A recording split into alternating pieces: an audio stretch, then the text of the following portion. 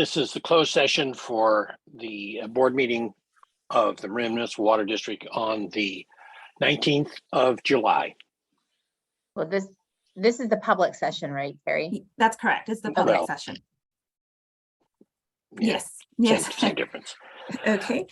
So I need a roll call. Sure. Vice President Schmidt, Here. Director Bragman, Here. Director Gibson, Here. Director Kohler, Here. and President Russell. Here. Can I get a motion to approve the agenda? Moved. Second. Second. Roll call. Vice President Schmidt, Aye. Director Bragman, Aye. Director Gibson, Aye. Director Kohler, Aye. and President Russell. Aye. Any public comment on items not on the agenda? No, unless Brett wants to comment, but there is no one. Okay, then let's start the closed session. Okay. And then I sent you, We do have a separate link yes. Carrie just sent out. Yeah, let me go ahead and pause the recording. Okay, so we need to talk about public comment on items not on the agenda. I'm sorry, President Russell, if we can do a quick report out of the two closed session items we had, and then we'll let everyone else know that Okay. we're I gonna thought have we would the do that third later, one but after. sure. Oh, I'm sorry. Yes. The closed session adjourned at 7:30 with no reportable action. Now, could we have any public comment on items not on the agenda? There are no raised hands. Okay. I need a motion to approve the consent calendar. Move approval. Are you skipping announcements? Second,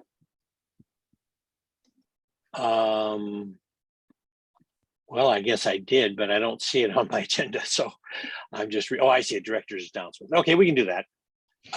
Director's announcements, our general manager. well, I have, Go ahead. Ben, do you want to go? Go ahead, go ahead, I don't have anything. go ahead, Cynthia. I just have a quick one.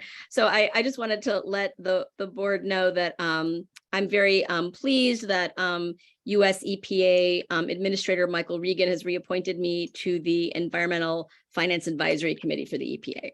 So bring all of your Congratulations. environmental finance questions about water infrastructure to me. Get a checkbook, Indeed. cut to the chase. Yeah. Jack, any comments? I have none, thanks. I have none. Ben, None tonight. you said none. Okay. So now can I get a motion to approve the consent calendar? I think I had the motion. I need a second. Second, Thank you. Roll call. Director Bragman, Aye. Director Gibson, Aye. Director Kohler, aye. and President Russell. Aye. Okay, we're now on the regular agenda, item 7, grant and legislative update.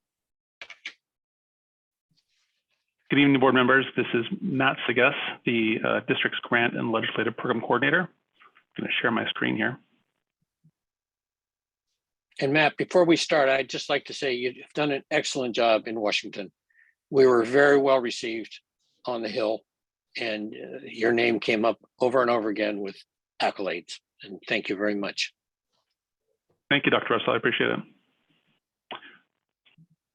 So this evening, we're going to give you a brief update on the status of recent grant applications and updates on bills and funding opportunities we're tracking in the state and federal legislature. Last week, the district received a notification from the U.S. Bureau of Reclamation that an application supporting restoration work in Lagunas Creek has been approved.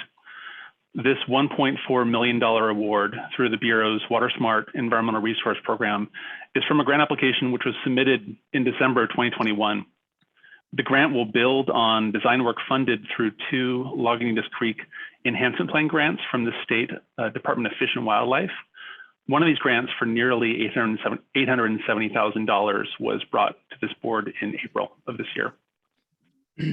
Earlier Earlier this year, the district submitted a funding request to Assemblymember Mark Levine's office for funding to support implementation of the San Geronimo Emergency Generator Project.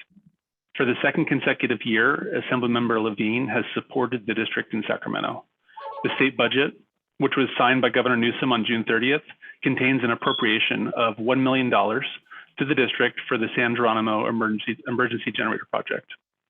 In order to facilitate the funding transfer, the district board of directors must approve a resolution, authorizing the district to accept the funds, which staff will seek at a future date. Additionally, district staff are currently evaluating a potential grant application for automated meter infrastructure, and we're scoping an application to the final round of IRWIM for investments in the infrastructure of Marin's disadvantaged communities. In addition to these applications, the district is continuing with an application to FEMA's Hazard Mitigation Grant Program, or HMGP. The $22 million application to mitigate seismic risk to the existing Pine Mountain Tunnel by building new tanks would be funded 90% by the state and federal agencies with a required match of 10%. The disproportionate match is due to the state's budget surplus and available stimulus funding. District staff will be submitting the application just ahead of Cal OES's deadline of September 1st when they recommend projects to FEMA. If recommended, FEMA's project and NEPA environmental review could take 12 to 18 months, and after their approval, awardees would be allowed to commence work. As mentioned earlier, please go ahead. I just wanted to share with the board. What this means is we're understanding the timing, yet also the opportunity for the significant grant funding is delaying commencement of work on that first phase of Pine Mountain Tunnel that the board authorized. It's a pretty significant issue, certainly a high priority, yet there's a fair amount of money out there. We think we have a good shot, and were we to proceed with phase one, that would exclude us from consideration of the grant. So we do think this is a prudent approach. I wanted the board to appreciate and hear from you if you don't concur with the approach, but I would just say for staff, it's been difficult to let this groundbreaking go and the retaining wall and the grading and all that, but they have a lot of money in this project. We do think is a reasonably good fit for it, so we are recommending taking this path. And isn't there a second tank planned as part of the Pine Mountain Tunnel replacement down at Ross Reservoir? I look at that as a separate, distinct project. That certainly we'd pursue grant funding for that. The FEMA funding for Pine Mountain Tunnel will be largely predicated on a seismic analysis that we're doing that does show seismic vulnerability along with all the other issues and the potential benefit for improved fire response, so some potential water quality issues that have come up and the like. So it's really two distinct, very large projects that we would pursue grant funding, FEMA funding potentially for both. But at this point, the application is moving forward and is being viewed rather favorably by Cal OES and hopefully FEMA. So just delaying this until we see that through does see like it's just such a big chunk of money that would come our way. Yeah. So that's going to push it back a couple of years, it looks like. Well, it would be a year if we didn't get the funding. We would try and do this same effort next year. It would, if we do get the funding and they just got to jump through the hoops, right, that would push it back maybe 2 years because we have the window with the nesting owls. Yeah, and then one other question is, and maybe for you and Matt, wouldn't Smith Saddle also qualify? I know there's some seismic issues with Smith Saddle. Go ahead, Matt. Potentially, we'd have to compare it against the solicitation. I can say right now that Pine Mountain Tunnel is a good match for this particular program. Yeah, it's just, you know, I know there's some seismic vulnerability on Smith Saddle the way it is right now.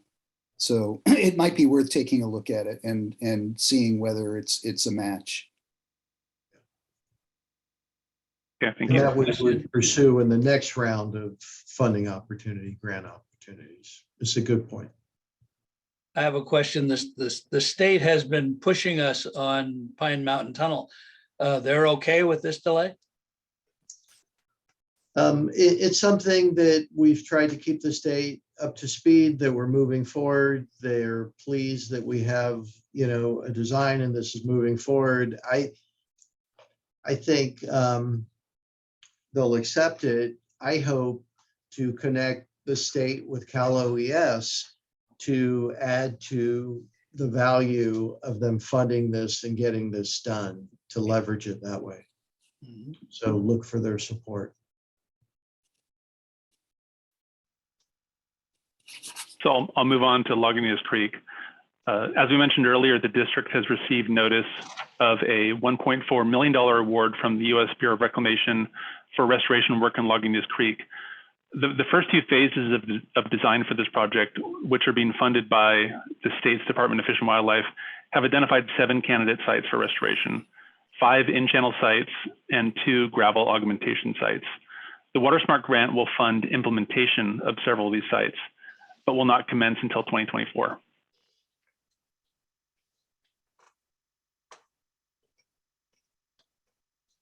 Additionally, staff continue to track legislative bills of interest to the district, but also funding developments.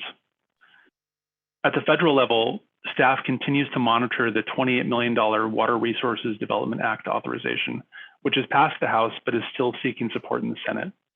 Additionally, staff is monitoring congressionally directed spending requests submitted to Senators Padilla and Feinstein.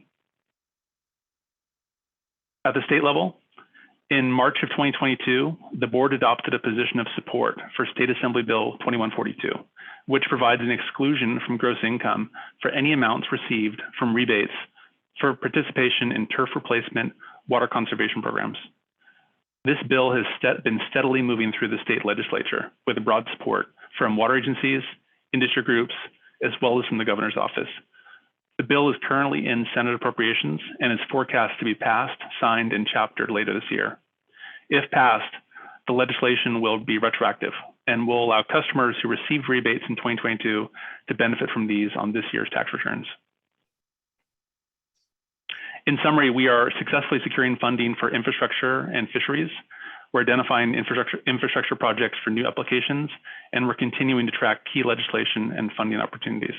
Thank you.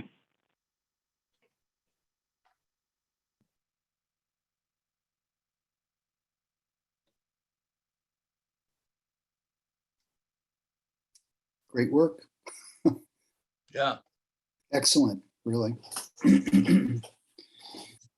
Huge savings for our residents. So very, very good stuff.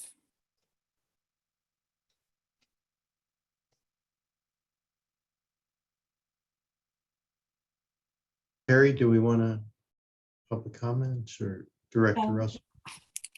Yeah, I got nuked. Sorry, I'm back. Sure, There are no public comments. that makes it easy. Okay, Good news. Good news doesn't get public comments as much. great job, Matt. Okay, strategic water supply assessment, item 8. Good evening, Paul Cellier, Water Resources Director. So I'll just bring up the presentation this evening. And as I'm doing that, just note that our last meeting was just 1 week ago, where we talked about recycled water and desalination in a little bit more detail, sort of an incremental approach as we move this project along. I do want to note that we did hear the board's request for additional information on conservation as a water supply option, and we're targeting the August 2nd board meeting to bring that information to you. So tonight's focus is on interties and local storage enhancements. We had hoped to also bring the Sonoma options, but we're really just not quite there yet. The information in these presentations, just to give you an idea of how quickly we're bringing them, we say hot off the presses, but normally these types of analyses would have several team meetings within Jacobs for QA/QC processes before being discussed with the water district's team, where we would have perhaps multiple back and forth meetings with Jacobs as we kind of interrogate and understand really fully and clearly each one of these options that we're bringing you. So we don't have the benefit of that level of interrogation and analysis tonight. And so these are and continue to be very much draft alternatives that we're bringing you. And it won't be the last time that we see them.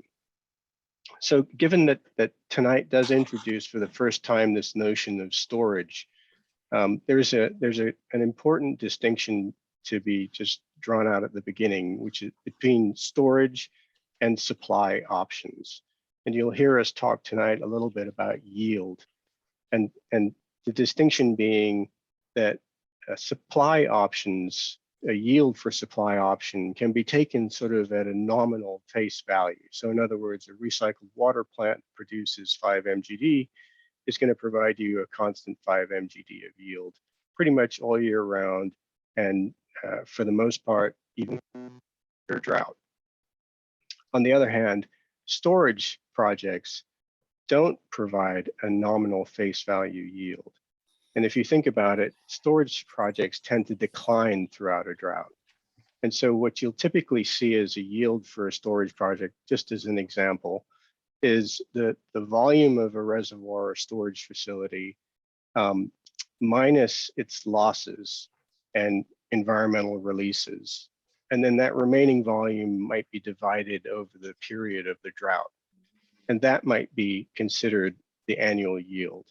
So you may see a reservoir storage project for 30,000 acre feet, say raising Sulahuli this evening, but yet the yield won't say 30,000 acre feet. So as we go through, just sort of bear in mind this kind of distinction that we have between yields for the different types of projects.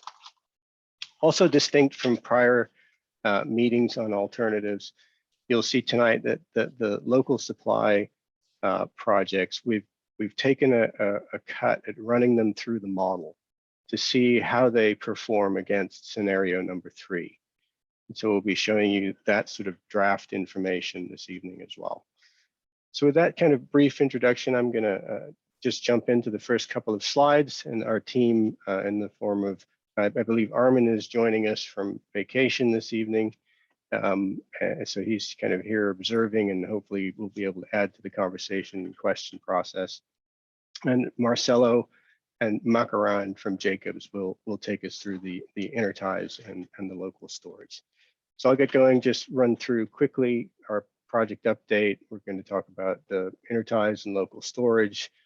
And we'll talk in the summary and next steps, we'll talk a little bit about a proposal, maybe to think about changing our schedule a little bit to help us get some time to provide some more analysis on some of these questions.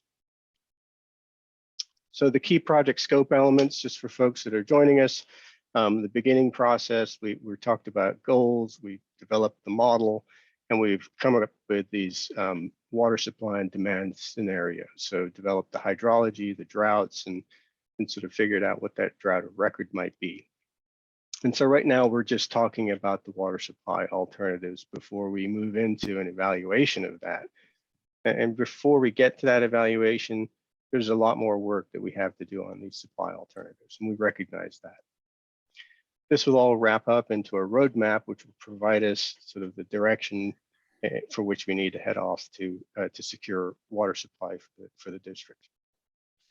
That process of the assessment is looking at this broad range of water supply options, and we're going to understand them at the conceptual level, really understand the yield and the cost of these options, and then we'll be applying some criteria to them to come up with an evaluation, and as I said, end up with our roadmap. And the slide here notes that not one option by itself will be likely, right? It may be a combination of different alternatives that we have that produce the desired security of supply for us. So the alternatives tonight, again, it's local surface storage and then interties, so purchase of water through the state projects and through conveyance through interties. So I will hand over, I think, to Makaran, is going to take us through this first section on interties.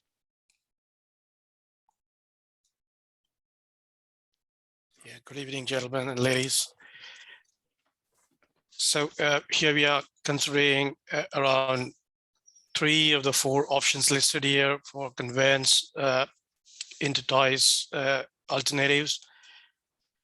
So there is, I mean, water available around which we are trying to connect to dots and get water in to Marine's network.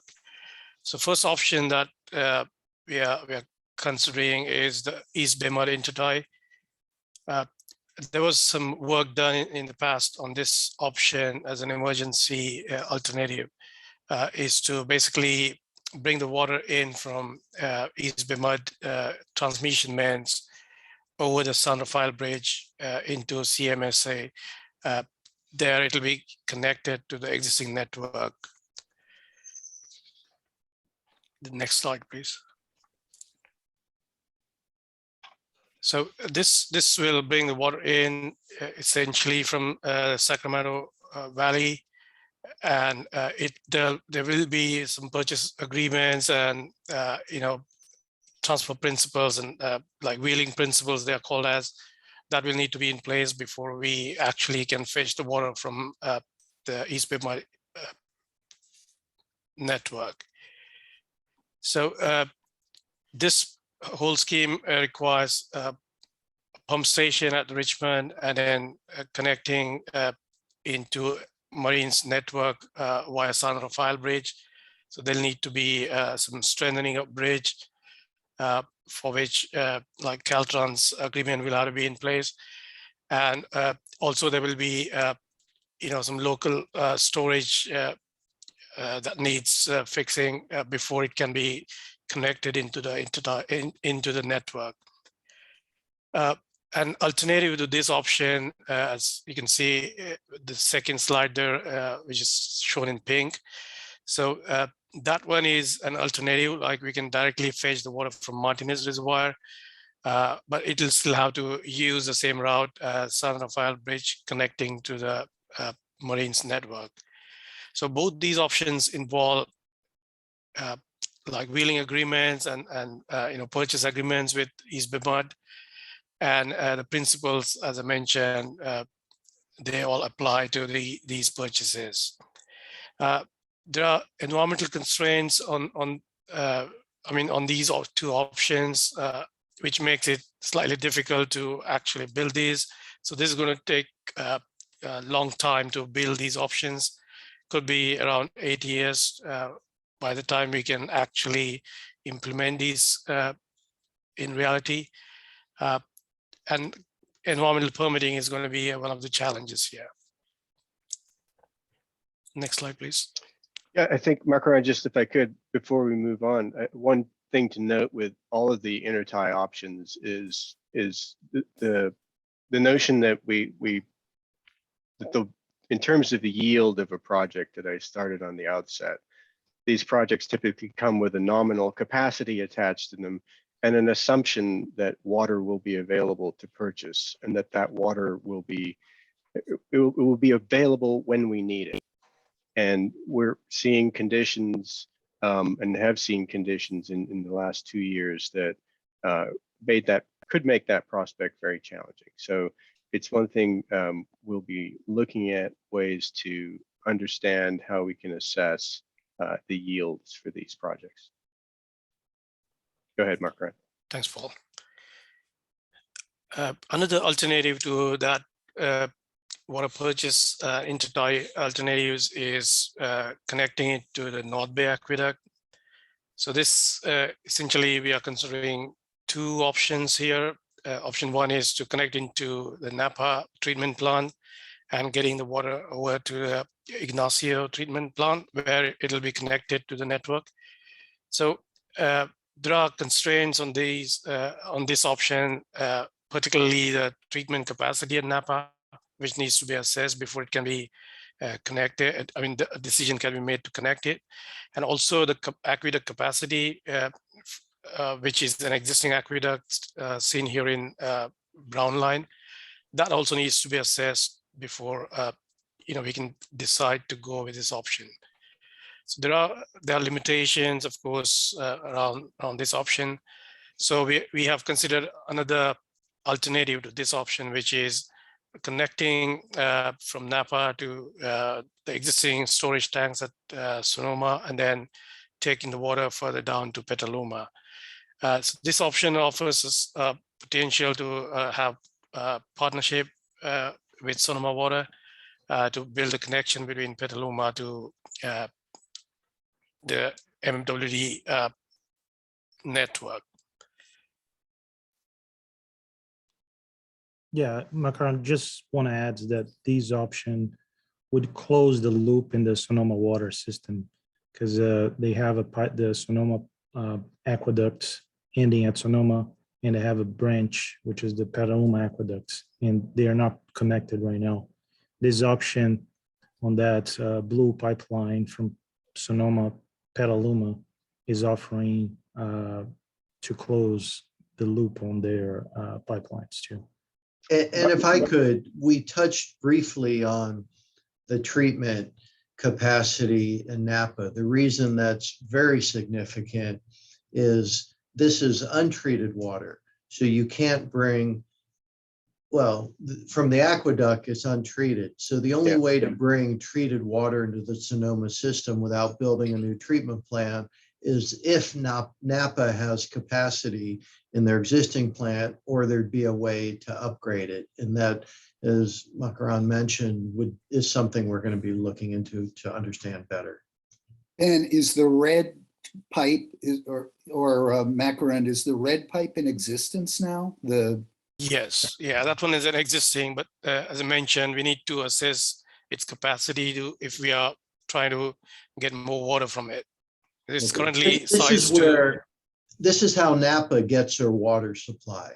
From this aqueduct, they have a treatment plant and it supplies their system. I see. I'm sorry, Macaron. Okay. So we're bridging the gap between Napa and Petaluma and Sonoma. Right. Yeah, it was, I think, one of the original ideas to bring water over to Petaluma. Well, one was the transmission from Santa Rosa down to Petaluma, and another option was this one. And I think this way back in the day, and President Russell can probably talk a little bit about this, but I think this option was discounted in favor of continuing the aqueduct south from Santa Rosa.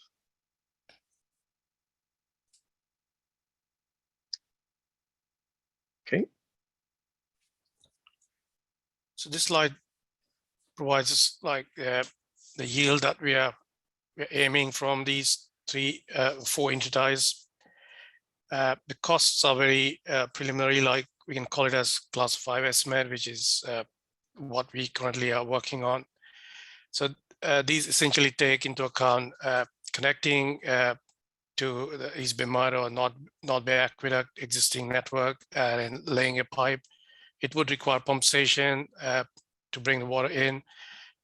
And like when it comes to East Bay Mud intertie, that would require strengthening of bridge, as I mentioned, the San Rafael Bridge. Do the annualized costs, Macaron, do they include the capital costs? Yes. The total annualized include the capital costs. So we are considering like 30 years of duration. Right. The challenge with this option, Director Bragman, in terms of looking at the cost per acre foot, is this assumption around yield. It's just a real challenge. Would there be water for us to purchase, and would we be able to wheel it to where to our pumps in the East Bay? at this quantity is really the question. And so we're gonna, the further refinements that we need to do for this option before we can ask any evaluation of this is really to understand that question better. Particularly in a multi-year drought. Right. Yeah. As we saw this year, the level of cutbacks and curtailment by the state, if we had the pipeline, it's certainly not a given that we'd be able to get water, that we would Yeah. successfully get water. So that's a consideration. Of course, with the Contra Costa intertie, all of a sudden there's Los Vaqueros there. There's the potential desal, potential being a very big operative word, the regional concept that's in play for years. So that's another kind of consideration. Ben, one other question. Isn't there a loss of water if the water was going to come from Yuba? Isn't there somewhat of a loss from Yuba to where it's picked up in the East Bay system? Yeah, they call that carriage losses. And essentially what that means is you're paying more for on a unit basis of water, because whether it's 10% or 20%, the numbers change based on conditions, are calculated carriage losses. So you'll be buying more water to account for those losses than you can actually pick up. What causes those losses? Are we talking leak, evaporation, or what? No, it's an environmental consideration to make sure that the delta has enough fresh outflow to prevent salinity incursion, I think is the design of it. So literally you'd be buying up to 30, maybe even more than 30% more water than you would want to pick up or be able to pick up at an intake. It's a tax. Yeah.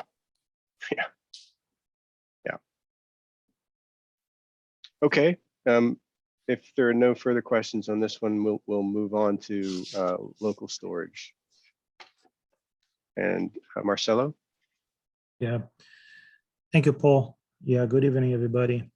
So I'm going to start here. I heard some comments on previous calls about the storage in other opportunities in the basin. So I'll quick start here that we did a review of what were potential sites that you had in the watersheds that could offer opportunities for local storage. And there was this 1973 report, Water Resource Management Study, that they really did an investigation about several sites. And I'm listing here the sites that were investigated. And in red, the reason why they were not chosen. So in the end, after investigating those sites, they were found not to be a good opportunity. Many of those, as you can see here, they would offer a severe environmental impact on building that project. So that's why they were discarded. And out of this list here, the report identified 2 projects, the ones in green, shows the Middle Walker Creek and the Lagunas diversion to Nicasio Reservoir. So this report identified those 2 projects as potential projects that could go forwards. But what happened after 1973 on the Middle Walker Creek, that project would be downstream over the Sulahuli Dam. So Sulahuli Dam was built after this report. So that takes away that one. And the Lagunas diversion to Nicasio Reservoir, that was prior to the Kent expansion in 1982. So with the Kent expansion of 1982, that project also turns out not to be a good feasible solution. So just to note, Marcella, well, okay, this report, some folks might say, is from 1973, but our geography really doesn't change much. And the hydrology is fairly similar to what it was in 1973. So the geographic features that allow you to create reservoir sites really haven't changed since 73. And so this is just a quick review of those. Exactly. Yeah, thank you, Paul. And the next slides show to you, just to have an idea, I tried to overlay the old report on the current map, just to give you an idea where those projects were located within your watershed. So you can see that San Antonio Creek would offer a 7,000 acre-feet yields, but you have a large inundation area, so that's why a large environmental impact. And the other projects like the middle and the lower Walker Creek that now are downstream of the Sulahuli reservoir that was built. Again, this is just as a reference if you want to see later where those projects were located. This was the slides I presented before. This is to give you an idea about the opportunities for storage expansion, right? And I presented this as a average spills that we have for the last 12 years on each one of the reservoirs. So the bars here, the blue represents the capacity of the reservoirs, and the gray bar is telling you on average how much is spilling of these reservoirs. So this was a really coarse analysis, just looking at the average spills. We did a little bit better after that. So we look at the annual inflows to your entire system, actually to each reservoir, but here in this plots we're showing for your entire system, all the surface reservoirs and the Sulahuli, which is the reservoir we're looking to expand. So what these plots is showing here is the exceedance plots for the annual inflows for the reservoirs. And if you look at the blue line, that's for all surface reservoirs. What the line is telling you that is 50% of the time you get inflows to your reservoir. Your reservoir receive 80,000 acre feet per year or less, approximately 50% of the years. If you look at the Sulahul, the maximum flows that you will receive is about 45,000 acre feet. So is a zero chance to exceed that amount. That's all the way to the right. That's that point, the 45,000 acre feet. That's the maximum. So 0% chance to exceed that. We see that 50% chance to exceed is about 15,000 acre feet. So for the Sulahuli, about 50% of the time we exceed that 15,000 acre feet per year.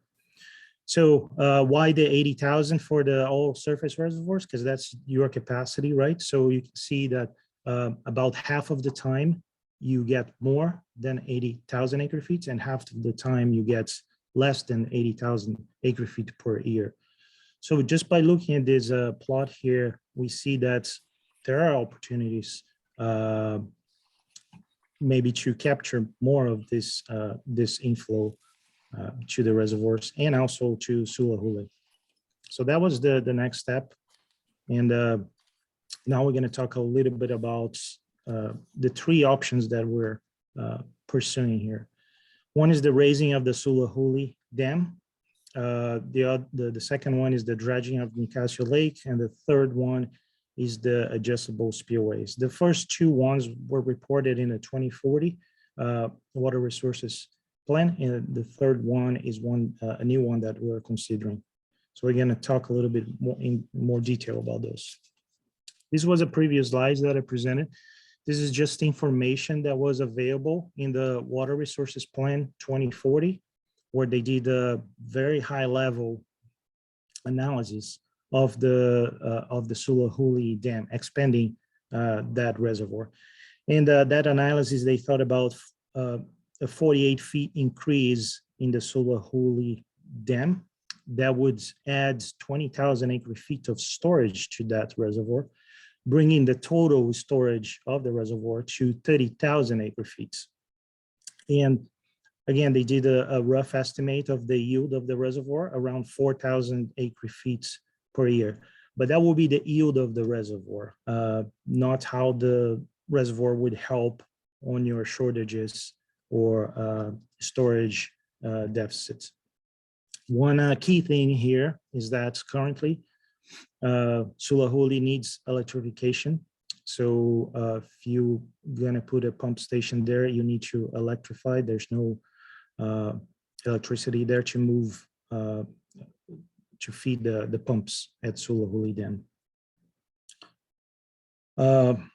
Some things that we need to look at this project is the structural integrity of the dam, if how tall we could go on this dam, and the new inundated areas at that level. That's that the water resource plan was suggesting 391 feet tall dam. And of course, also the water rights. Currently, the Sulahuli Dam releases for minimum stream flows at Walker Creek downstream. So that's likely that it would increase that. So we did a little bit more work on this, starting with the elevation of the watersheds and the reservoir. And what we found is that it could be that you will need a little shorter dam than the initial estimates. So it seems that a 36 feet extension of the dam could add 20,000 acre feet of storage to your reservoir. So that's what we found. We also found that even at a lower expansion of the dam, it would inundate larger areas in the Hicks Valley. That's what the picture is trying to show here. What the picture is showing is in dark blue. It's more or less the current operation of the dam. It goes up to 334 elevation. Then you have the light blue. The light blue is the water level all the way to the top of the current crest of the reservoir, which is 344. Then from 344 all the way up, that would be the expansion of the dam. And you can see on the right that it start inundating relatively flat area, which is the Hicks Valley area. And yeah, exactly that area. So if you go to 392 elevation, which was the initial estimates from the 2040 reports, you can see that is a larger area that will be inundated. At 373, which is the new our new estimates, it still inundates a good amount of area there. Also, this area will be relatively shallow, so just something to keep in mind. So, yeah, so Well, this go ahead, President Russell. Well, why not build a shoulder dam there and cut that valley off? I mean, if you're not getting much storage of value, you know, and you got a fairly narrow channel there to seal off, it looks like. yes, there's some opportunities there and also downstream. That could be something to look, Director Russell. Yeah, definitely. Yeah, the shallow areas present, you know, additional, right, surface area for evaporation, so they're higher losses typically, and of course, water quality areas. I would note, you know, just on a lighthearted note, the cows would really appreciate the extra. Well, the cows, that's what I was going area. to say next. Exactly. The cows would be, it's building a swimming pool for the cows. Right. Right. But anyway, this is a nice inundation map. So we'd be inundating basically up to the edge of the yellow, I think, somewhere in that, just to Exactly. between Yeah, the yellow and the red. So that's the extent of the new inundation area as it stands today. So some again further refinements as we move along on this. Right. So that refinement was needed to, if you go back. Sorry. Well, just to. So that refinement was needed to put that alternative in the model. Just like Paul mentioned at the beginning of the call, thank you, Paul, for that. A reservoir project is not like a desalination project that has a fixed amount of flow coming to your system. This is a reservoir that might be full at the beginning of a drought season and might not have the yields if at the end of the drought season, because of the demands from the reservoir, evaporation, and in this case here, the minimum stream flow, the releases for the environment that this reservoir has. So that's the advantage of putting this in the model. We can run one alternative without the expansion of Sulahuli and one with, and see during the drought times how much benefits we had from including the reservoir. So that's the idea. That's how we're using the model to get a yield for this project, how the project would benefit from a storage. So the next slide is trying to explain that. If we had, if we're raising the Sulahuli Dam, and here on the plots, what you see as the black line is the entire system storage. So right here, we're showing that scenario 3 droughts, which starts in 2034 and goes all the way 2038. That's most dramatic sequence, hydrological sequence that includes 2019, 2020, 2021, and then 76 and 77. So if we look the benefits of this project, the Sulahuli project, only during the time that the gray bar is showing, which is when your storage levels drop below 30,000 acre feet, right? So if you look in how your new Sulahuli expansion help, one, the shortages that you had in the system, and managing how low your reservoir storage was dipping, that's what we're considering the benefit of the project. And that's the 5,800 value that I'm showing on this table.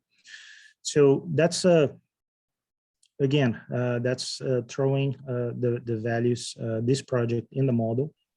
And we come up with that benefits to, one, shortages in your system, and storage deficit, the 5,800 acre feet on average per those 2 years. So the gray bar is showing a 2-year period of drought.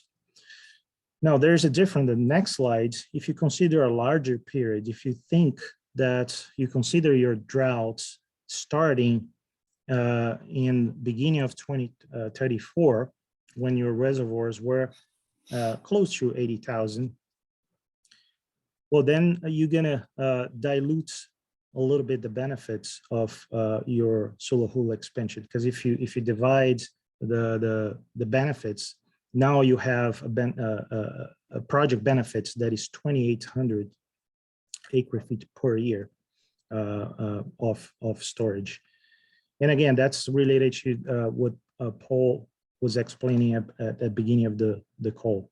So this, we're still discussing the best approach here, where how we should use the shortage periods, when we need to define the shortage periods, so we can have a fair comparison among not only these storage options, but also the other options like the desalination, conservation, or recycle water, and others. So that's in summary. Then, if you consider a 2-year drought, there's the benefit of 5,800 acre feet of the Sulahuli Dam expansion. I've added here just for you to have an idea how the water from Sulahuli is being used. That 30,000 acre feet of storage. What happened with that 30,000 acre feet of storage during the droughts, during 2030-40 till the end of 2037, right? So I add all the flows that were coming out of the Sulahuli reservoir, and 12,500 was going for environmental releases of the 30,000. 16,200 was going to Nicasio. So that was water that was effectively being used, moving to Nicasio, so you could meet your demands. And about 2,000 acre feet was evaporating from the lake. So this gives you an idea of how the water from Sulahuli was being used. It gave me the impression on previous calls that the releases for environmental were not being considered. So that's one thing I'm putting here, just for folks to be aware that Sulahuli and Kent Lake, they do discharge for environmental purpose. Excuse me, Marcello. Molly, do you have a question? Your hand's up. Yeah, okay. Sorry. Okay. Okay, so that's the summary for our option one, the raising the Sulahuli Dam.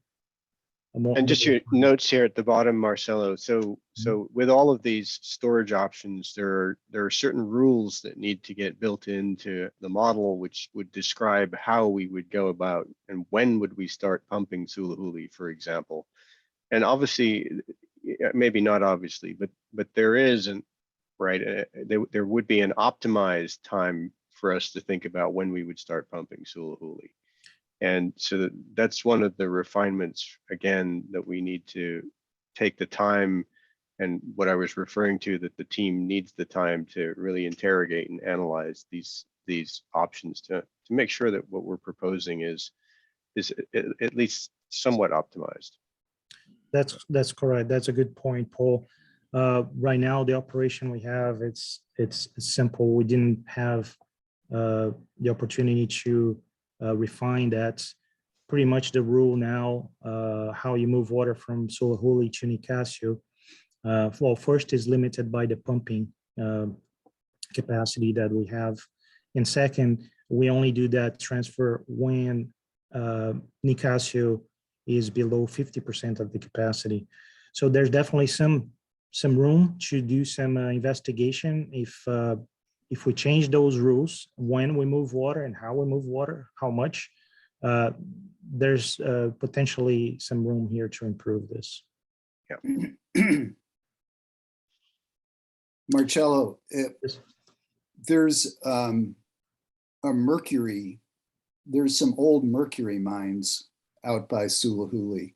So I'm wondering if raising the dam implicates those sites further. Yeah, thank you, Dr. Bregman, for that question. I saw that in some of the reports, and that was one of the first things I asked Paul, because with mine sites, if it's dry all the time or if it's underwater all the time, usually there's no problem. But if you start getting those sites wet and dry, that's when we start seeing problems.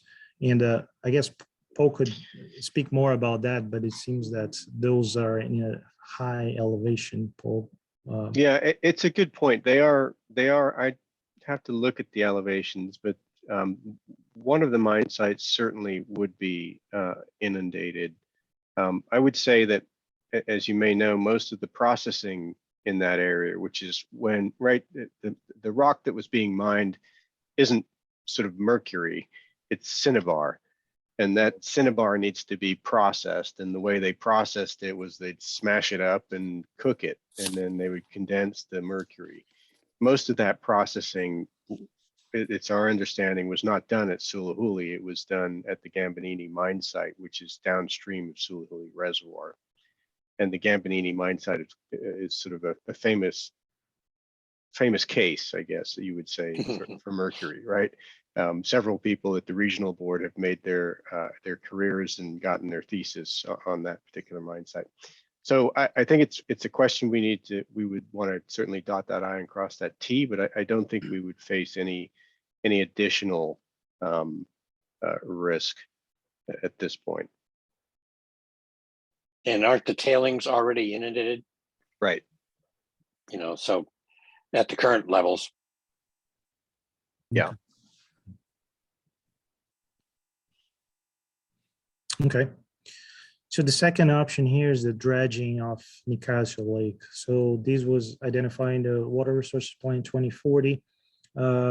And back then, the yields that they were estimating was exactly the amounts of storage that they were creating, the 1,000 acre feet of new storage from Nicasio. And they mentioned a couple of challenges. First, environmental. You're going to start digging, dredging,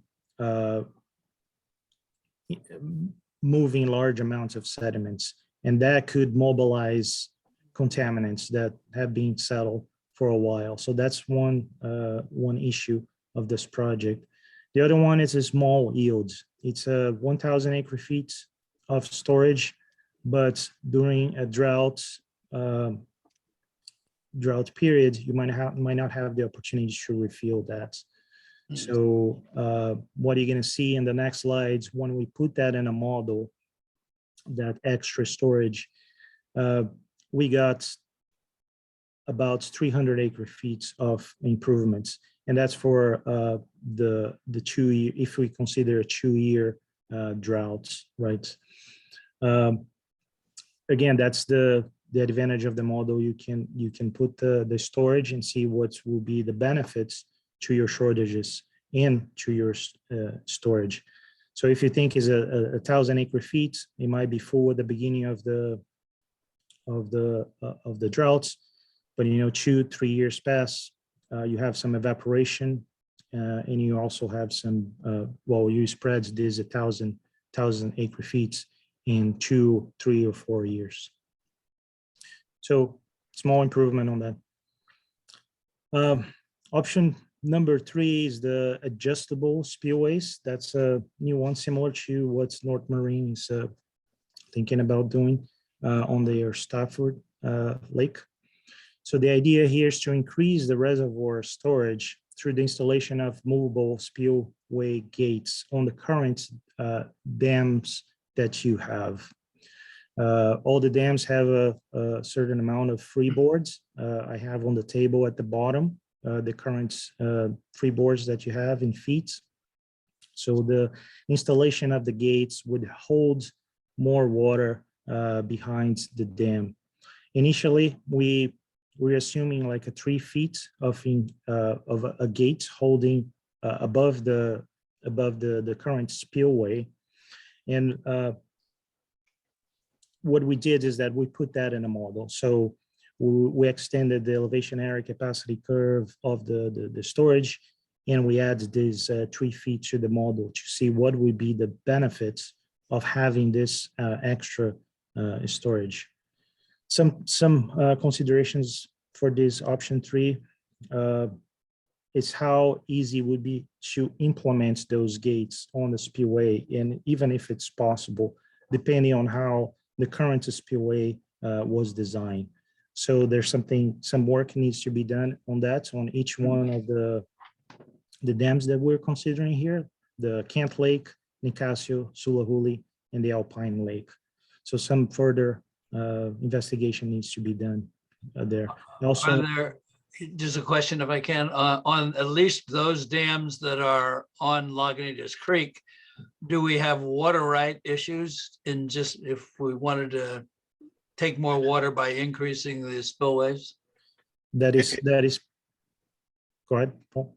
Yeah, I was just going to echo what you were saying, Marcelo. Yes, that is one of the considerations, Director Gibson, that we would need to clear before we were moving forward with this option.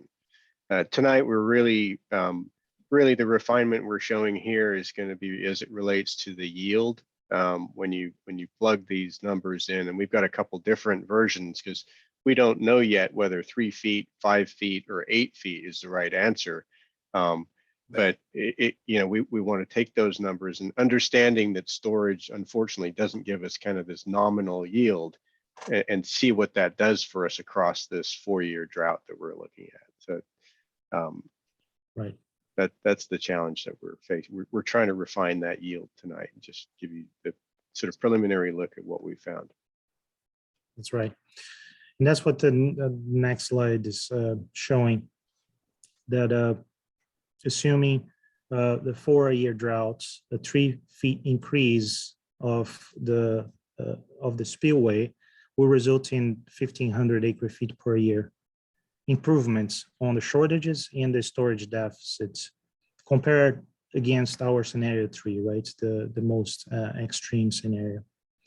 As a sensitivity here, we also did for 5 feet increase, and you can see that it improves. Now will be 2,200 acre feet per year of improvements on shortages and the storage deficits. But a 5 feet also increases our uncertainty on if we can implement those gates at your current dams structure. So a little further analysis needs to do with some some more of the geotech engineers on our team to see if that's possible. What are the limitations? Marcelo, do we have the elevation storage curve for all of our basins? We do. Okay, The one that I extended was the Sulahuli, because we had that up to the current crest, right, the 344, and I had to work to extend that so I could see where the reservoir would inundate. But we do have for the others. do we have have you mapped the other reservoirs at all? Like you No. did? Beyond the current crests, no, I haven't mapped the other reservoirs. That would be interesting. To see if we get shallows and to see how much additional inundation we would get to see if Mhm. we have those kind of issues. Mhm. I agree. Yeah. Yeah, especially at Nicasio, I think would be kind of interesting there from both the engineering aspects of raising that spillway and the inundation, because the county road is fairly low lying out there. Right, right. But I think we should get those maps and take a look and Yeah. see what we've got. Yep. Okay. Okay. And before we get into the cost table for these alternatives, I just want to throw some examples of recent projects that involve raising dams in California, right? One recent one was the San Vicente Dam for the San Diego County Water Authority. And that's a project that was concluded in 2014, so recent project. On that project, the Water Authority increased the original dam by 117 feet. So that was above 117 feet above the original dam. And you can see here in the schematic that the Water Authority put together, illustrating how the dam was raised. It took 6 years to complete.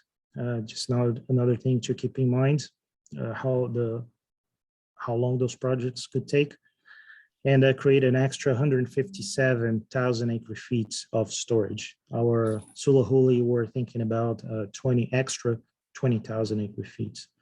The total project cost reported by the Water Authority was $396 million. Another project that is being considered is Los Vaqueros Reservoir. So that's for the Contra Costa Water District. So in 1997, that was when the first version of the reservoir was built with 100,000 acre feet. That was the original reservoir. In 2012, they completed an expansion that brought from 100,000 to 160,000 acre feet. And now they're studying another expansion that would bring the reservoir to 275,000 acre feet. That's the current that they're looking at the alternatives for that expansion. So it wasn't built yet. They are studying that. So that would be 53 feet above the last expansion. They also estimate to complete that in 6 years, complete by 2027.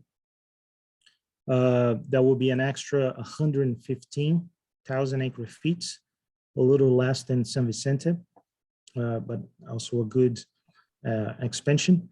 And the estimate capital cost for this project is $942 million. That was February 2020 dollars.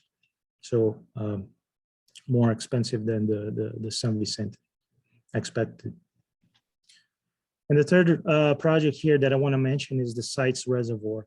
Not so much for the dam increase, because the Sites Reservoir also is a project that is being studied, but because I heard from previous calls and just want to give the boards an idea about what is the project, where it's located. And this project would be more of opportunity if some of the interties are built, because this is an off-stream facility. So this facility here, you can see the Sites Reservoir project showing on the California map. It's north of Sacramento. It's off-stream. So that means it captures stormwater from the Sacramento River. So there's a diversion at the Sacramento River that will pull water and puts into the Sites Reservoir. And the idea is to release that water when it's needed on times of droughts. It is estimated that this project will be operational by 2030.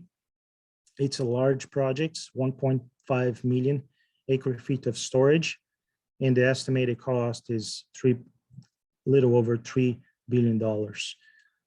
Again, this is not so much for the cost of the dam, because again, it's an off-stream storage. It will have several dams, this project. Actually, the little figure showing the reds, it's the multiple dams that they're going to have at the sites. But it's more maybe an opportunity if the board decides to pursue one of the alternatives, the intertie alternatives, which Paul mentioned. You might have a challenge of supply. You might have the project, but you might not have the water available. Sites, the idea behind sites is to have that water available at times that other places are dry.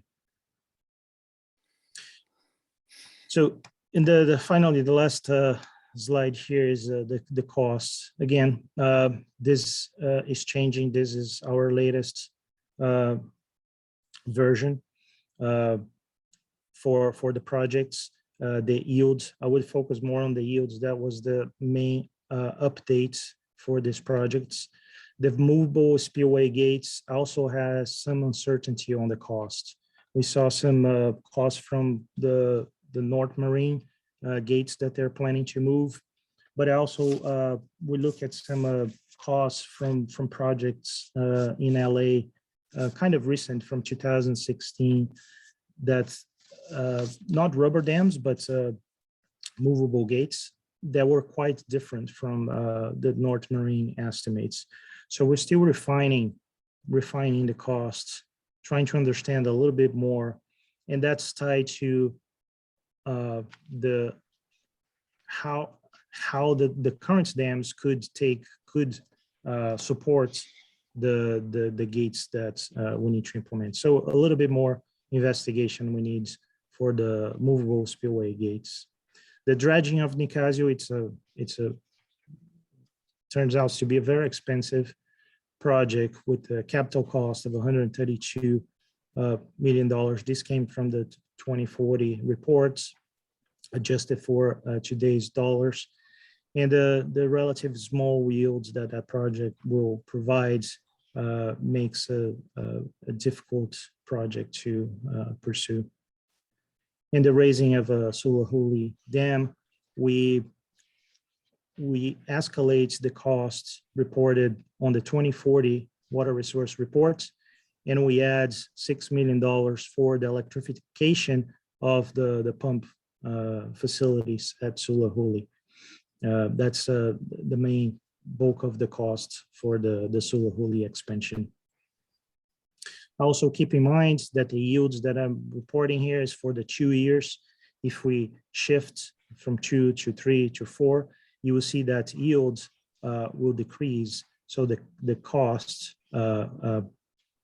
will increase on that case. So just something to keep in mind. And with that, I think that was my thanks, Marcelo. last slide, Paul. Yeah. Okay, so just wrapping up quickly. So we're still, you've heard us say a number of times this evening, we've got a lot of work to do. And a lot of that is in refinements and optimization of how we would implement some of these alternatives. And we realize we haven't even gotten through sort of the conceptual description. We still have the Sonoma options to bring for you and to revisit the demand management pieces as well, which we'll be doing on August 2nd. So a lot of work to do before we can even move into the evaluation step.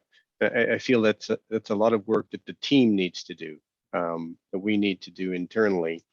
And so we're looking to maybe think about making a change in our advertised schedule. We had August originally penciled in as our month for going through evaluation. And And I think what we can do in August 2nd, and we have the conservation or demand management piece that we can do, and we may be able to fit in a public workshop late in August. But I think the team and ultimately the board would really benefit from allowing the team a little bit of time to really interrogate these options and try to perfect them a little bit before we bring them back to you in early September, kind of in a more summary format. And I think we'll come back to you with a more detailed schedule when we're going to bring the Sonoma option, which I don't think that'll take too much time to refine.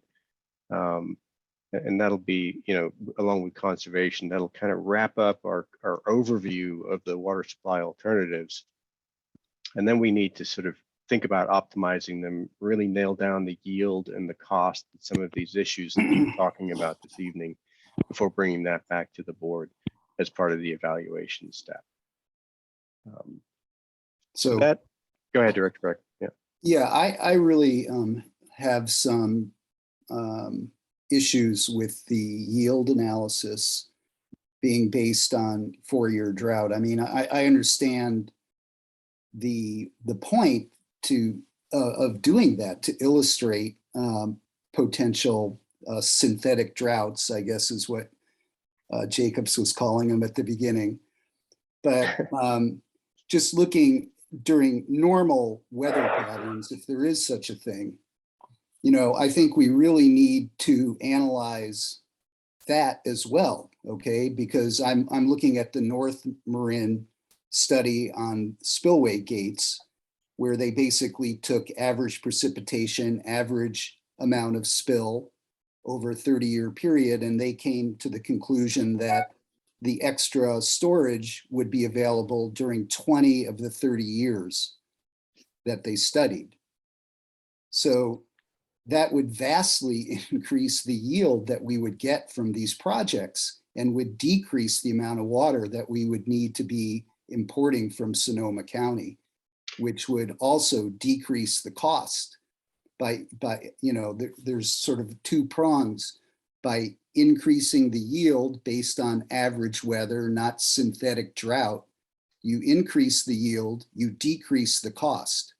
So I think we need to see those numbers. I understand the reason we need to look at drought and these worst case scenarios and to be prepared for them. But I think as far as actually capital expenditures, I think it's a little more realistic to also take a look at, average availability of water. And as you pointed out, the cost looks pretty high compared to Sonoma. Sonoma's spillway gates are under $1 million with very little operating cost. Here we've got an $80 million price tag. So I think that really bears some further investigation, as does the $1 million a year operating costs. I mean, I don't know where that number comes from. So I just want us to drill down further into our analysis on some of these options. I think we would get a broader picture of yield and cost. And I think that's important. Yeah, I agree. And that is our intent, to further analyze these. And today we're really focused on the yield for those options. And as we explained, we're looking at that yield in a particular defined way. The North Marin folks did take sort of an average approach to looking at it, as opposed to a yield approach. So it is different, and we can do both. Yeah, I mean, correct me if I'm wrong, we're looking at yield under the worst case scenario of a 4-year drought. We're not looking at yield on average. We're looking at worst case scenario yield. But like I said, we would get a much bigger yield in an average year, which would decrease the cost of importing water from Sonoma. It would decrease the cost per acre foot, and we would be saving money on imported water. So I think there's some advantages that need to be brought to bear and need to be studied and considered. It's actually a very interesting point, and we will need to look at it. Of course, we do have a minimum take or pay. So many of those years, we wouldn't be buying water likely above the minimum take or pay. But there are some years, it is an interesting point where we look at, there's kind of a net cost because there likely will be some savings having the free water, so to speak, right, from the rains that we catch in an expanded reservoir than buying from Sonoma. It's a good Right, point. and we're talking about resiliency, which does involve some degree of redundancy.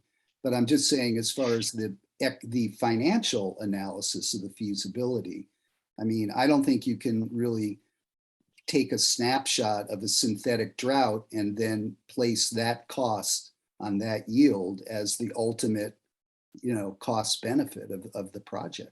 Yeah, there is a challenge of how do we look at all these options in terms of apples to apples. And so what we've done is look at this synthetic drought that we can call kind of a worst case scenario. Modeling that drought is what created the deficit, right? And then we're looking at these options in terms of, in that scenario of that extreme drought, what would be the yield to fill that deficit? So that's kind of where we are. And really, but there are other ways to look at it, but that is kind of what is driving some of the analysis of the yields that are much less than we're all would intuitively think they would be, because we are looking at them under the scenario that created the deficit, that same scenario. Yeah. Also understood. keep in mind that engineers are often the low bidder on projects. Were they to bid the project? And the other thing to keep in mind is that West Yost is a wastewater firm, not a water firm by reputation. So, I think we have to be very careful here. At this point, I mean, the numbers look reasonable to me. There's also the water rights issue of whether we have the ability to do that at all. Yeah, they went further than West Yost in their analysis. They actually went to the manufacturer of the gates and got some sort of a rough bid. Good. So yeah, that's in the appendix to that study. And they also have a very unique shape in Stafford Lake. That is true. We would definitely have more construction challenges for sure. Which I think is reflected in their cost estimate. Okay. Maybe. Any other questions? Okay, how about public questions? Yes, we have several, about 5.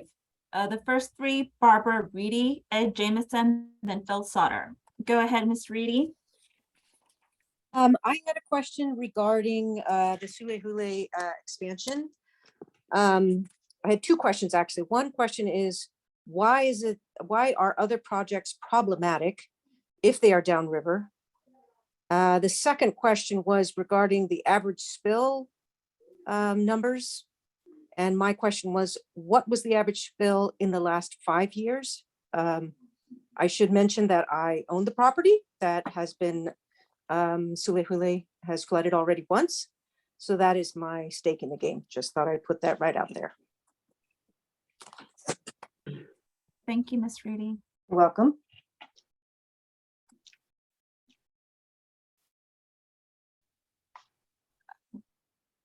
Should I jump on to Mr. Jameson or will someone? Yes. Do you have any answers? Yes, to jump on to Mr. Jameson. Okay. Yes. Can you hear me? Yes, sir. Go ahead, sir. Thanks. I'm encouraged to hear that you sound like you're slowing down the planning process. It's more important that we get this right than that we possibly get it done quickly and wrong. And this was a really outstanding job tonight by all involved. The Sulehule Dam 2-year drought estimate should be replaced by your alternative 4-year drought as your principal assumption, with its much lower estimate of 2,800 acre feet or whatever it was, not 5,800 acre feet. We need to plan for extended drought, not relying upon another 131-year monthly record downfall like we had in 3 or 4 days last October to rescue us from a 2-year drought. Climate change is going to make all of these assumptions worse, and we need to plan for worst case scenarios, not historical averages. Thank you. Thank you, Mr. Jameson. Mr. Phil Sauter, please. Yeah, thank you. The analysis tonight was really helpful, and I was really pleased to see a look at some of the unintended consequences, like the cow swimming pool. If I'm not mistaken, one of the unintended consequences of raising Peters Dam, of course, is the environmental releases that we're doing to this day. So I'm glad that we're taking, maybe slowing down a little bit and looking at the pros and the cons. In a perverse way, this sort of makes conservation look a little bit more useful than it might have a couple of weeks ago. And I thought I heard something early on in the presentation when Matt was talking about AMI, which I didn't know about until a very useful conversation with Paul yesterday, in which the term AMI, which I think is a smart meter for water, if I'm not mistaken. That's correct. Came along, and I'm looking at two bills I got last week, one from MMWD and one from PG&E. The one from MMWD tells me how I'm doing relative to my neighbors every couple of months. And it also tells me how many gallons I used this year and last year. The one from PG&E, on the other hand, with a smart meter, is telling me what I did every month last year. And it's also telling me what I did every day last month. And that's really started some conversations with myself. What did I do differently that day? What could I do differently? And I think conservation, one of the foundations of conservation is going to be educating consumers, not only for their benefit, but also for the district's benefit. If we want them to change behavior, they have to really become comfortable with what they're doing now. And I didn't know if in one of those early slides, we had the opportunity to get a grant for AMI, perhaps as an infrastructure item, and begin rolling out that knowledge and that information to the customer base sooner rather than later. The earlier we start that, the better. And I think one of the decisions we made a couple of weeks ago was to bring along conservation as one of several alternatives. And I don't think it's too early to start getting people smarter. So I'd like to make that comment as well. And thanks for all the good work. Thank you. I'd just like to respond very quickly that there are, in particular, federal grants available for exactly that. That really is, it's not the only thing, but it's a big part of what the Bureau of Reclamation's Water Smart Grant Program has funded our AMI meters around the West. And I think Matt has since dropped off of this meeting, but there's nobody better than Matt Seguez on our team for understanding those opportunities. So it may be useful to connect with you offline about that, Phil. Thank you. We have a few more speakers, Larry Minnekes, Clayton Smith, and then number 1402. Mr. Minnekes, please. Yeah, thank you again for the presentation tonight. And I appreciate very much Mr. Jamison's and Mr. Sauter's comments, particularly on slowing down this process, which I had mentioned, I think a couple of months ago, might be a good way to go so that we really, really get it right. And as I'm listening to all this, I keep envisioning Shasta and all our major storage facilities and what they look like today. And, you know, you can't rely on just building more supply. It seems that going forward, it may be a blended approach that we're going to have to take. And conservation, as I'm listening to this, I keep thinking, well, conservation is the easiest, most effective way for us to, and the least expensive way for us to go forward. But we know we can't rely on conservation alone to get us out of, say, a 2, 3, or 4 year drought scenario here. It's what's clear is that there's no clear pathway yet, that everything has minor or major challenges with it. And the process is very educational. And in that, I'm very appreciative. Thank you. Thank you. Mr. Clayton Smith, please. You can hear me? Yes. Oh, good. Well, first off, I'm kind of shocked at the lack of public participation. I would imagine that in the past, something this important to the county would have more than a handful of people listening to what you're doing and paying attention to it. And it's almost accidental. One would have to almost be a kind of a person inclined to a detective kind of mode of life to even know that this is happening in the county, that this discussion is actively going on. I find that the manner of presentation, the complexity of it, and the way it wanders around through all of these details is quite intimidating and discouraging.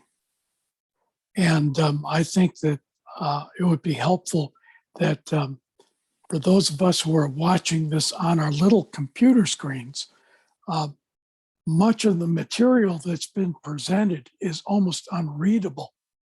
And it goes, and when you can't expand the screen to actually read the numbers. So it's almost useless. And when you do so with my old eyes, I find myself beginning to go asleep. And so I think that the process needs to be, you can get back to your headquarters. You've got an extra room there where you can actually have a lot of people show up, and you can have real workshops so we can actually see what you're doing, see what your thinking is, and really engage with you so we can see what the alternatives are. Because I think the county is being really treated rather badly by this process. And so I complain about the process. I mean, you're doing a lot of work, but that work that you're doing is not going to be helpful to the concerns of the people who live here if they really don't have a chance to understand it.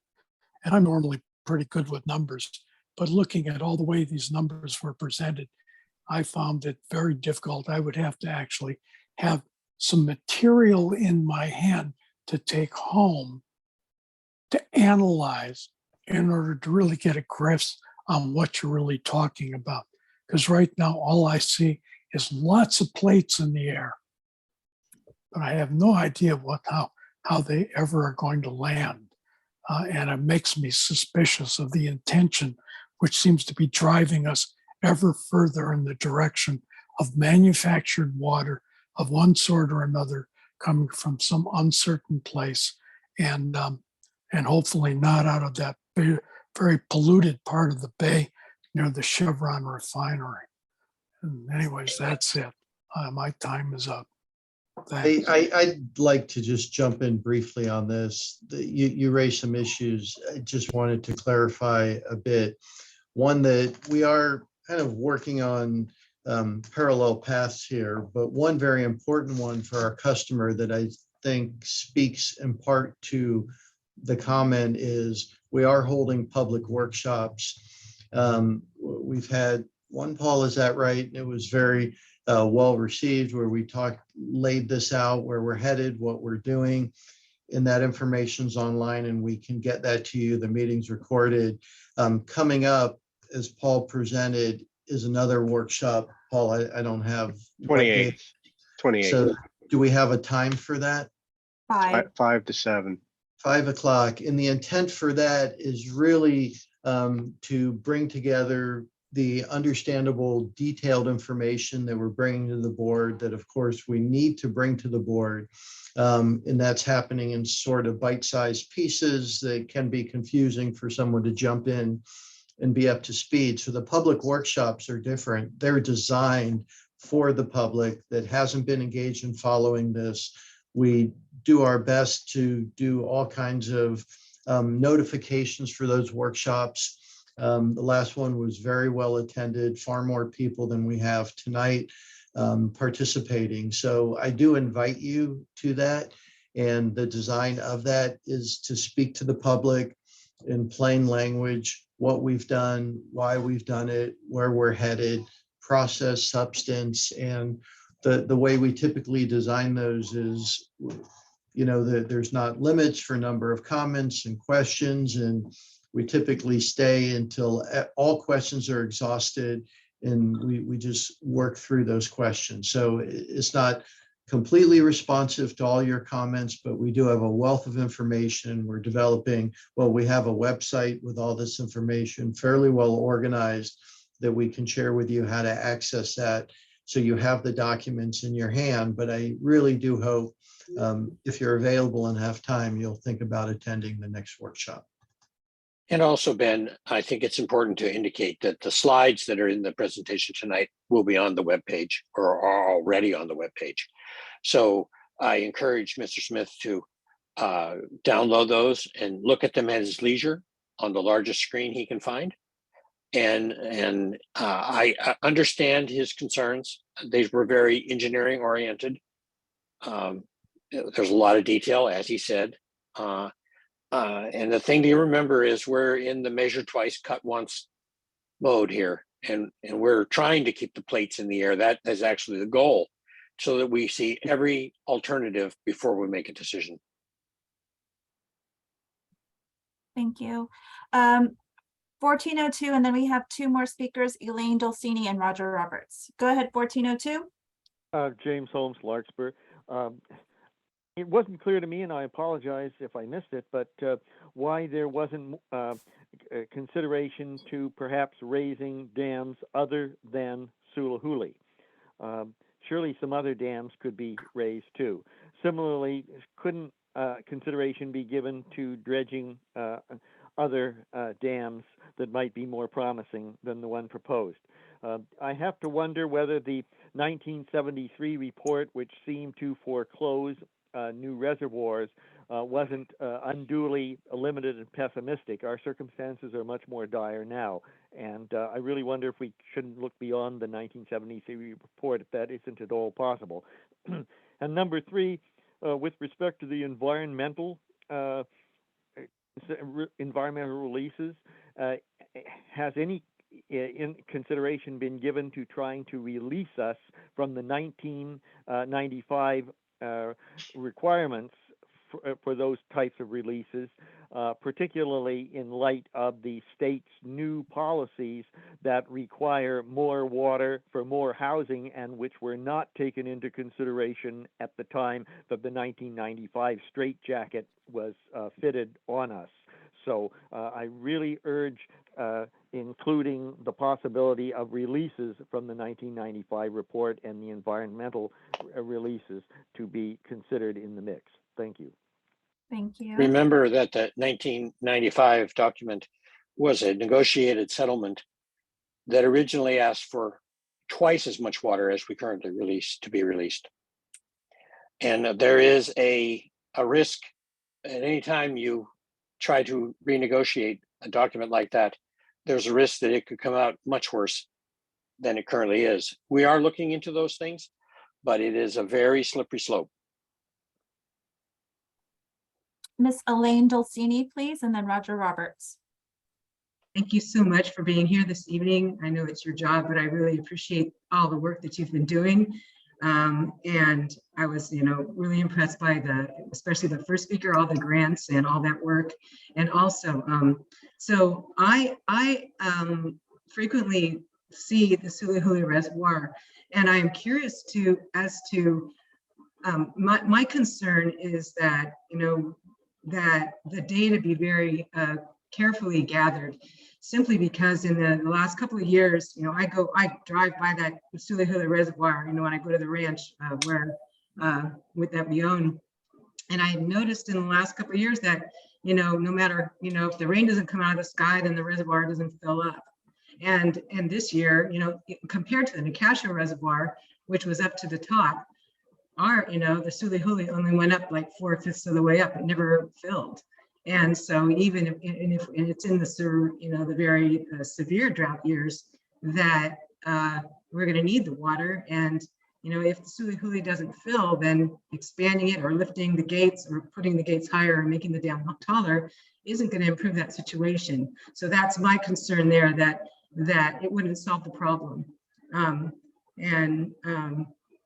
just want to make sure that the data that's gathered for that project is carefully gathered, and that not to, I guess it sounded to me like you have to look on, we look on past past records, but seriously, I mean, in the years that reservoir has been there, it's been different, very different the last couple of years. And I just feel, concerned about that solution not being something that's viable, in the years that we really need the water, that the water wouldn't be there. Or it wouldn't change the situation if he had, lifted a gate or raised the level, because the water wouldn't increase. So anyway, so how is that? Was there anything out of the spillway this year in the Sulihuli? Does anybody know whether? No, it did not spill. Yeah, it was very low compared, and I noticed that the Nicasio Dam did. Maybe there's just more tributaries that fill the Nicasio Reservoir compared to the Sulihuli, and those won't be increased, and so there's a limited flow in versus in the Sulihuli compared to other reservoirs. So I think it needs to be looked at very seriously before that you think about that as a viable option. Anyway, those are just from my observations on that dam. Your observations are very accurate, and we're well aware of that issue. Sulihuli is a deep reserve backup, but it has very limited water resources that discharge into it. And Mr. Roger Roberts. Yeah, good evening. I'm concerned about whether we can rely upon the cost figures that have been presented. And I may have missed something, but if these projects take place in the future, you've got to add an inflator. And so I'm not real sure what those cost figures really tell us. And I would like further elaboration on that. And my experience in project finance when I was in that business is that things always cost more than you anticipate. Thank you. Hence my comment, Roger, about the engineer alpha being the low bidder on projects.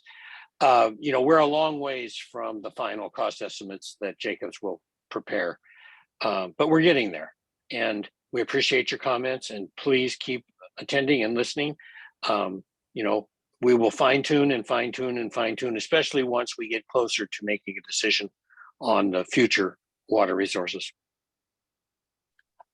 There are no further comments. Okay, Ben, can you get someone to respond to Ms. Reedy's comments in more detail? Let's see if we can get a hold of her and talk to her about Sulihuli and the frequency of spills. As I recall, the frequency of spills is quite low on that reservoir. It is, and really I would just touch on, that's why we saw such a discount on the yield versus the storage. Because in fact, Jacobs did model based on historic hydrologic, but projecting the 2-year and 4-year severe drought. So that's why under that scenario, you don't get 20,000 acre feet of yield if you increase the dam by 20,000 acre feet. So that's why we saw the 5,000 plus for 2-year, and then the 2,500 or whatever it was, half of that for the 4-year drought, because that reflects the yield based on the nature of the hydrology going into Sulihuli projected during this 4-year drought. It's really a good comment she had. Also, I think Roger Roberts' comment is an excellent one. I don't know what date we're talking about in the future, but I would guess we're looking at least 5 years out. And I would leave it to a wizard of any level to predict what inflation is going to be over the next 5 years based on this year.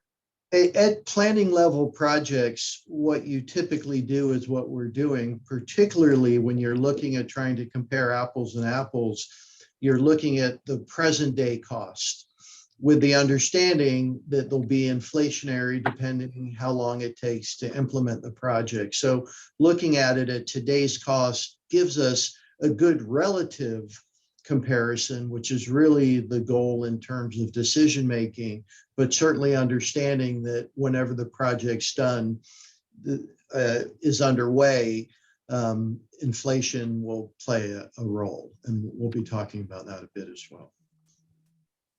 Fortunately, interest rates and inflation are tied together, so Exactly.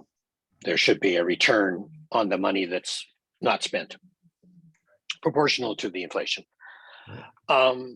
Okay, with that, any other board comments? Okay, wore you all down. Okay, we have the last item, which is future meetings. Good evening. So to reiterate what the general manager, Ben Horenstein, mentioned, as well as Paul Cellier, that our community workshop on the strategic water assessment will be Thursday, July 28th at 5 p.m. And then we won't have another board meeting until the following week, but it's just a regular board meeting. And again, a continuation of the of our options on August 2nd. And then also letting the board know the Sonoma WACTAC is on August 1st. And if I'm not mistaken, it's at 9 a.m. Is that correct, Director Gibson? Yes. All right. And that's all I have for this evening. Great. Okay, thank you all. Then we're going to adjourn into closed session. Let me pause the recording. The closed session adjourned at 9:40, and there was direction to the staff from the board in how to proceed. Very With that, good. we'll close the meeting. Thank you, everybody. Very good. Okay, thank you all. Good Good night. work. Thank Good work. Night, everybody. Thanks a lot. Have a good night. Bye-bye. Okay.